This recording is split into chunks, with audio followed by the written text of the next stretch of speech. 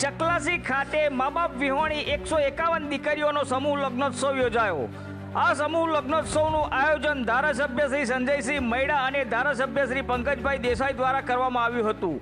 આ સમૂહ લગ્નોત્સવ પ્રસંગે ગુજરાત રાજ્યના મક્કમ મુખ્યમંત્રી શ્રી ભૂપેન્દ્રભાઈ પટેલની વિશેષ ઉપસ્થિતિમાં યોજાયો હતો, જેમાં ખેડા જિલ્લાના સાંસદ શ્રી દેવુસિંહ ચૌહાણ, સાથી ધારાસભ્ય શ્રી અર્જુનસિંહ ચૌહાણ, શ્રી યોગેન્દ્રસિંહ પરમાર, કલ્પેશભાઈ પરમાર, અમૂલ ડેરીના ચેરમેન શ્રી વિપુલભાઈ પટેલ તેમજ અન્ય મહાનુભાવો ઉપસ્થિત રહ્યા હતા। રિપોર્ટર પ્રવીણસિંહ સોલંકી સાથે નવદીપ રાવલ, ખેડા, કઠલાલ।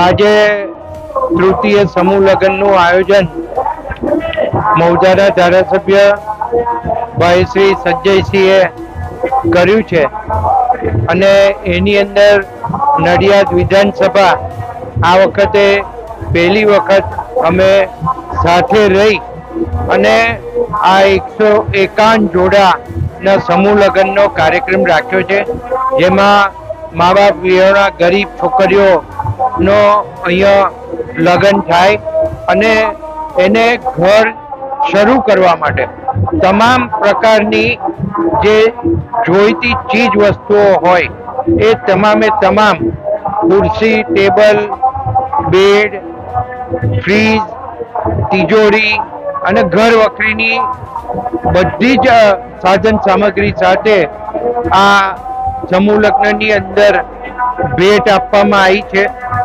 અમને સૌ મદદ કરનાર આની અંદર જે દાનવીરો છે એમનો અમે ખૂબ ખૂબ આભાર માનીએ છીએ કે અમારા આ સમૂહ લગ્ન જે સંજયસિંહના તૃતીય અને મારા પહેલા પણ 151 દીકરીઓના સમૂહ લગ્ન થતા હોય તો આ ખૂબ મોટી વાત છે।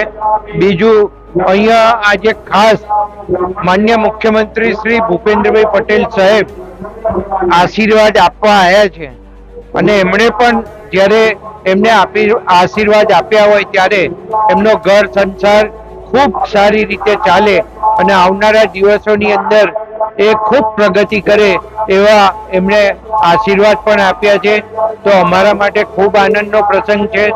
અમે બંને ધારાસભ્યશ્રીઓએ આ જે કંઈ આયોજન થયું છે એ આયોજનની અંદર તમે બહાર રોડ ઉપર જોયું હશે કે ઓછામાં ઓછું 50,000 જેટલું પબ્લિક ગામડામાંથી અહીંયા આ લગ્ન પ્રસંગની અંદર આશીર્વાદ આપવા માટે પધાર્યા છે અને આ ખૂબ સારી રીતે આ લગ્ન સંપન્ન થયું છે।